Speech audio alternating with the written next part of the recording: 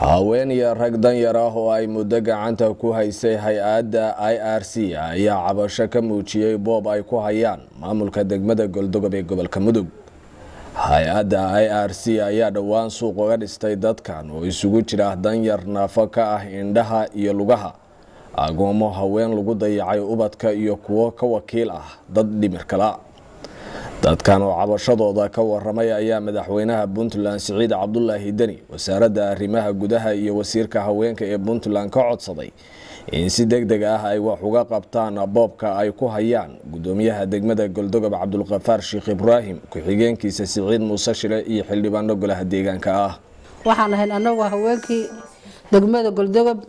hay-adda IRC ay tababarka u qabatay, juhdiga badan ku bixisay, ayuutooyinka u xidhay, maalgelisay, 2 jeer maalgelinta siisay, kormeer ay ku waday kaba harina kormeer ay ku wadasay u shaqaynayaan iyo sida shaqada u wadaan. hay'addu markay aragtay inaan dadaalkayaga ka dhawaynayno, inaan macnaha waxqabad u baahannahay, hay-adda waxaan ka codsanay maadaama aanan awoodin guryo dhismahood iyo ganacsi kire ah aanan awoodin, waxaan ka codsanay hay-adda inay noo dhisto guryo. hay-addu waa ka jawaabtay codsigayagii, waxay noo dhistay guryihii markay dhistay oo ay dhammaystirnay hay-addu oo aan dhowrayna guryahaas noola ku wareejiyo naloo qaybiyo. guryihii waxaa naga dhacay maamulkii degmada oo ugu horeeya gudoomiyaha degmada Galdogob oo ku-xigeenkiisu wuxuu u qaybiyey meeshii dadka maatada ah oo hay-addu ugu talagashay loo qaybin lahaa, wuxuu u qaybiyey xildhibaanadii u qaybiyey oo ku safay ganacsatadii waaweyneed oo magaalada buu waji kaga raadiyay oo ku safoo siiyey. waxaan codsanaynaa oo dowladda Puntland ka codsanaynaa oo madaxweynuhu ugu horeeyo Siciid Cabdullaahi Deni oo wasiirka gudaha arrimaha gudaha dhabarcad ku xigo oo xildhibaanada gabdhaha Naciima ay ku jirto, dhammaan baaqaas waxaan u diraynaa mas'uuliyiinta reer Puntland dhammaantood baan u diraynaa. waxaan u codsanaynaa codsigaas in si dhaqso looga jawaabo, dulmiga iyo dadkana dhacay dhacaas in laga soo jawaabaan codsanaynaa. dowladda Puntland waxaan ka codsanaynaa codsigaas si dhaqso looga soo jawaabto, inay dadkaana weeraray oo horaray oo mas'uuliyadda markore aan u dhiibanay oo u dhaartay inay wax noo qabtaan, oo u dhaartay inay daacad noo noqdaan, oo u dhaartay inay wax qabadkayga u istaagaan. dadkii shaarka aan u gelinay oo annaga noo dhaartay baana dhacay oo ugu horeeyo gudoomiyaha degmada. codsigaas aan diraynaa. wassalaamu calaykum waraxmatullaahi wabarakaatu. bismillaahi raxmaani raxiim. annagu waxaan ka koobanahay dadka halkaan maanta isugu yimid gabdhihii degmada Galdogob hay-adda IRC tababarka ay u samaysay oo ku soo baxay borosayska. waana la tababaray, waxaana lagu tababaray inaan wax aruursano, inaan hagbad dhigano, bangiga geysano Amal Express. lacagihii hore oo nala siiyey iyo wixii noo ururay ganacsiga iyagii markuu soo kaabmay, waxaan codsanay in guryo naloo dhiso. guryihii waa noo soo baxeen, waa naloo dhisay, maamulkaana loogu dhiibay, maamulkiina naguma wareejin, dad kalea lagu wareejiyey. maamulkii baan ku ognahay hantidayadii, ayagii baa cadaaladii ka tegay, ayagii baan waxba nagu soo simin. waxaan ka dacwoonaynaa maamulka. bismillaahi raxmaani raxiim. halkaan waxaan baaq uga diraynaa, halkaan baaq baan ka diraynaa cabasho. waxaanu ka cabanaynaa anagoo dad danyar ah oo ganacsato yaryar ah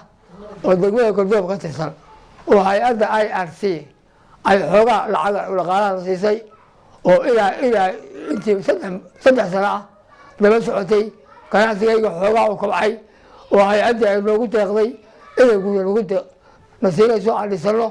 guryihii hay-addu waa noo hirgelisay, way noo dhistay. markii aan rabnay in lagu soo wareejiyo guryihii waxaa la wareegay maamulkii Galdogob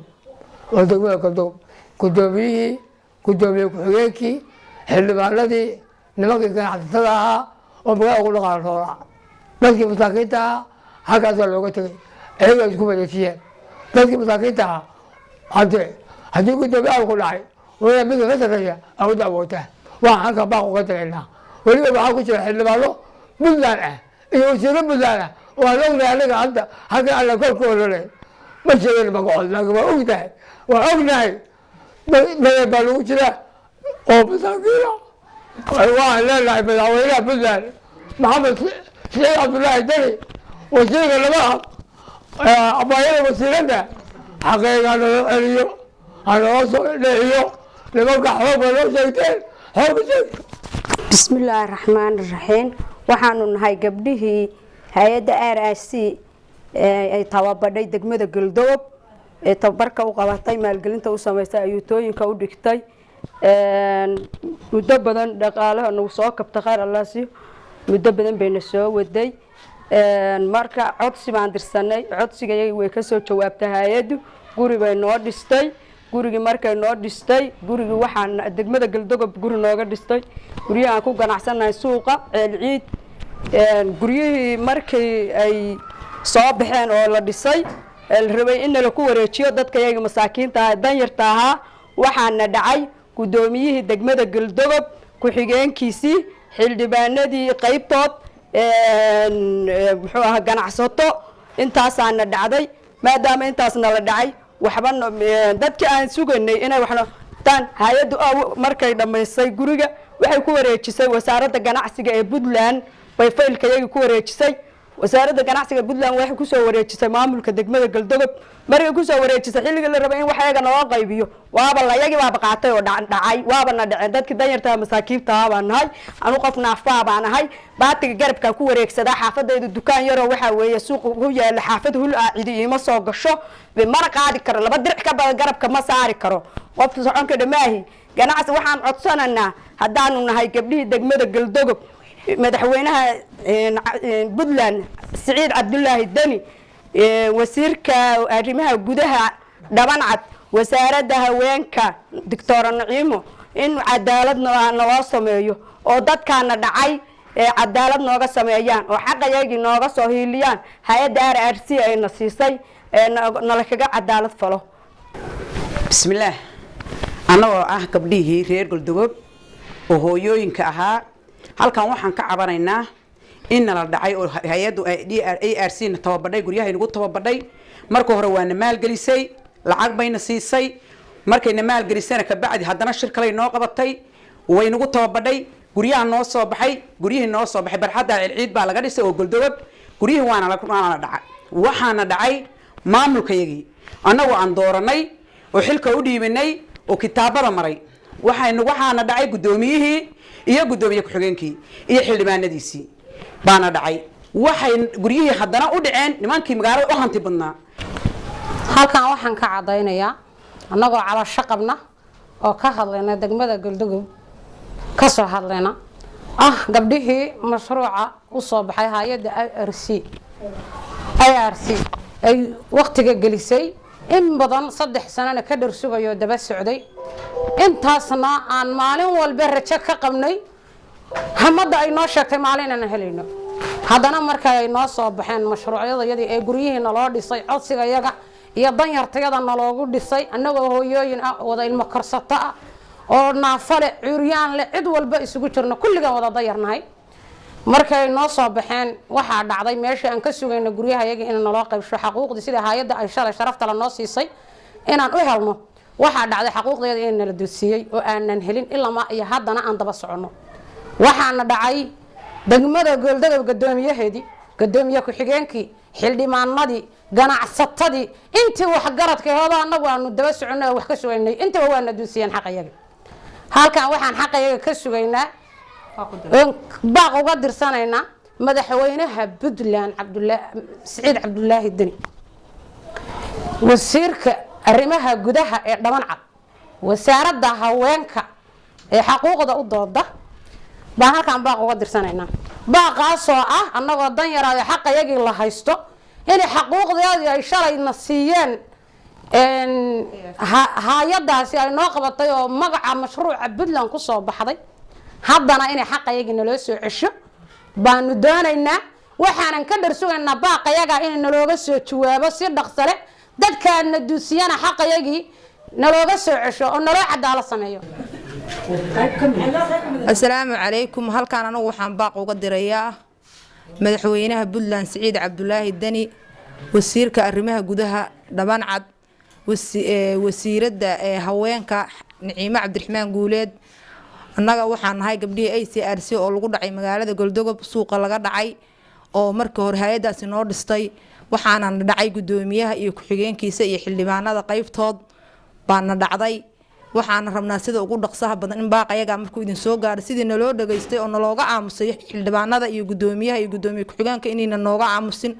oo noogu doodaan xuquuqdayada dad naafa dad curyaama dad agooma dad aan waxba haysan dadka noocaas oo markii hore ay soo xuleen baahideeda laga soo xulay magaalada Galdoog baan ahayn heer baan la soo gaarsiiyay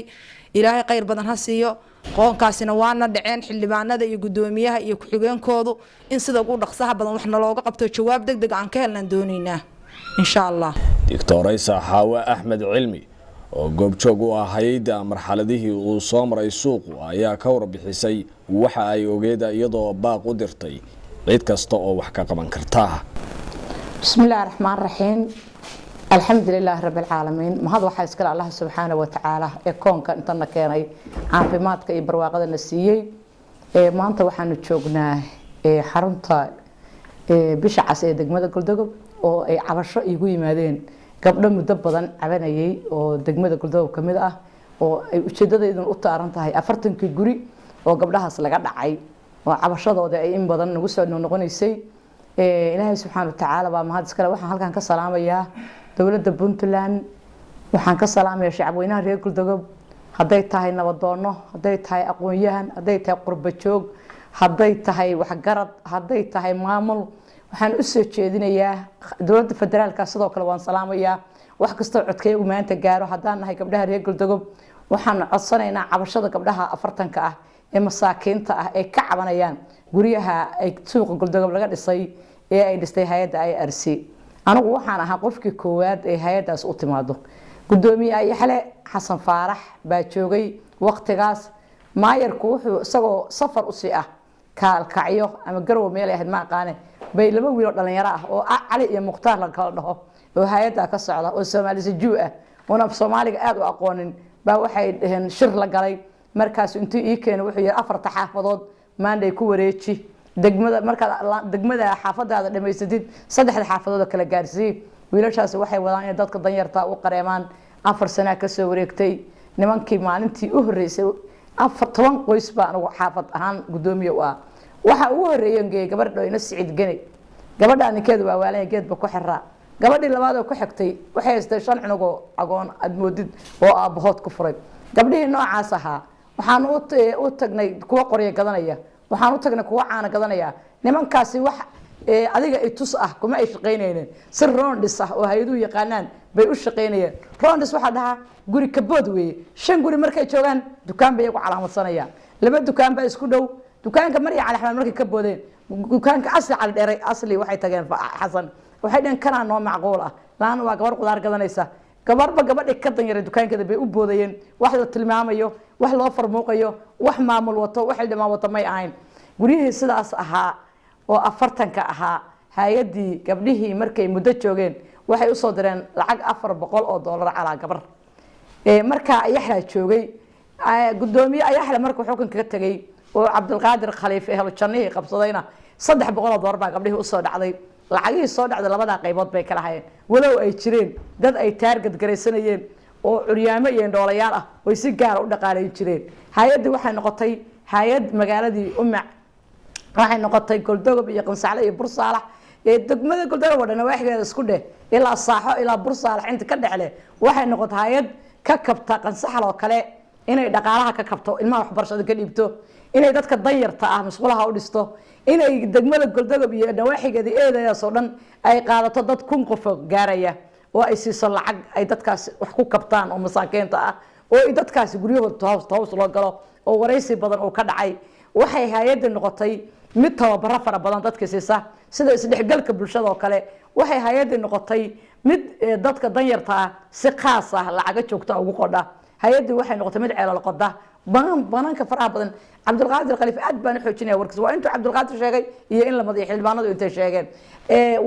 magaaladii waxay u noqotay hooyo hay'adda noqotay hay'adda noocaas oo magaaladu inaba ka maarmaynin oo wax kasta qabatay 40 guri in ayada lagu dilo iyo inay ka dhaqaaqdo bay maanta taaganta waana u jeedanaa maalintii guryihii la bilaabay xabadii bilaabatay maanta in raggii difaaca teeraga uga jiray ay ku naftooda ku waayeen qaarna ku dhaawacmeen qaarna ay ku dhinteen oo boqolowyo ay ku dhinteen waana oohinta gabdhaha ka dhacaysa gabdhahaas maanta ka hor anigu maana hadlin waxaanan u hadli waa intaa way igu wareegayeeno nin baa wuxuu yidhi qoolsay wad looma qoonsado waa naloo qoraye raggii qarad ahaa iyo lawaaqaadi iyo wiile qashashuuca iga daanaa kaa qashooc badane mar haddii guddoomiyihii iyo golihii guurtadu u tashadeen oo nimankii mas-uulka ka ahaa oo aanu indhahaya ku arkayn inaan nabadoonadii aan u caban lahayn ay guryaha iyagu furanayaan oo xildhibaanadii ay guryihii naagahooda u fureen oo maayarku saxeexay meel gabdhihii waxay igula cawdaan baan garan waaye maanta waxay naga taagan tahay calaacal nagama taagneen inaan cod leenahay oon codkayagu meel dheer gaari karo codkayaguna shaqaynayaan aaminsana gabdha ahaana aan nala dhici karanin annagu waxaanu aaminsanaha lacag keena markii la dhaho gabdhaha reer Galdogo markaanu ama gabar Soomaaliyeed nahay 20 kun hadii la ku xisay gabdhaha Soomaaliyeed daqiiqad bay ku keenaan maalin hadii la ku xisana 100 kun baan daqiiqad ku keeni karaa maanta guryaha 40 kan loo qoori waayo oo qorsina la ka dhigay annagu gabdhaha magaalada u dhashay baanu nahay cirkana la kaba keenin gabarna qabiil ma lahan waxaan codsanaynaa 40 gabdhood oo masaakiinta ah oo birimageydada oo indhoolayaasha leh oo curyaamada leh oo qaarkood gurguuranayaan oo hay'adu ka ballan qaaday haddii aysan xataa wax qabsan karin inay mar labaad u xoojiso oo guryaha la qalabeeyo oo hanti la geliyo waxaan codsanaynaa maayarka degmada Galdogo Cabdiqafaar Sheekh Ibrahim iyo qoonkiisa dhacay in naloo soo celiyo naloo kuna soo celiyo dadkii lahaa hay'adaasna ay magaalada xorriyad ku damadho hay'adu waxay diyaar noo tahay in suuq noo dhisto hay'adu waxay diyaar noo tahay inay noo taageerno ay beeradka u samayso inay dadka dibadejin u samayso abaaraha dhacay hay'adii banaanka ay taagantaa waxay kaloo hay'ada ka shaqeyn jirtay tiin caafimaad ah oo magaalada ka shaqeeya tiinka caafimaadka raashinka bay wataa dharkii bay bixinayaan daawadii bay bixinayaan degmada Galdogo bay ka shaqeynayaan waxay gaaray intaas xarumood bay ka shaqeeyaan hay'adu waa hay'ad baaxad ballaaran leh inay isbitaal noo fudhay rabtay inay ceelal noo dhistay rabtay inay suuqyo noo fudhay rabtay carqalad waxa ku noqday 40 guri codkayaga hadduu shacab weynaha reer Galdogo maqlayo ama dawladda federaalka maqlayo ama dawladda Puntland maqlayso ciidanka noo fur la guryahaas aan la keeno guryahaasna lagu wareejiyo gabdhaha masaakiinta ah oo birimageydada haddaysan gabdhaha guryaha geyn guryahooda idin geynaynaa odad kasta oo la soo diray waxaanu geynaa gabdhaha guryahooda haddaan gabdhaha nimankooda qaar waalayn haddaan gabdhaha garoobo ahayn haddaan gabdhaha curyaamo ahayn haddaan dad nin indhala ku jirinin haddii kuwa TB qaba aysan ku jirinin annaga waxa weeye sharcigana la horkeenaya intaasoo carqalada iyo intaasoo dhibaato baa nala ku hayaa waxaanu codsanaynaa in sida ugu dhaqsaha badan gabdhaha masaakiinta ah ee ooyaya maalintii dhawaad iyagoo habaartamaya oo habaaraya baa nimanku isku laayeen meesha ma calfanayaan dadka aan degay guryahaasna waxaa leeyahay ilaahay uga xishooda meelkiina uga xishooda qaar baa konton cunug la waray ilmihiina uga baqa waray jooga waray waa masiibo waray guryaha dadkii loo magacay baa iskale adduunkana ku xayshmaysan aakhirada ku xayshmaysan dadka guryahooda uga baxa furahoodana celiya codkayga hadduu meel gaarayo intaasaan ka codsanaya waa Xaawo Axmed Cilmi Xaawo Xorey assalaamu calaykum waraxmatullaahi wabarakaatuh waxaan u malaynayaa in codkayga laga soo jawaabi doono oo wax baran dhali doono gabdhaha barooranayana ay baroortooda maanta iga bi'i doonto wassalaamu calaykum waraxmatullaahi wabarakaatuh dhowaan ayay ahayd markii shaqaaqo iyo boob ka socday guryahan ay ku geeriyoodeen dad shacab ah halka qaar kalena ay ku dhaawacmeen maxamed cumar warbaahinta Soomaaliya ay degmada Galdogo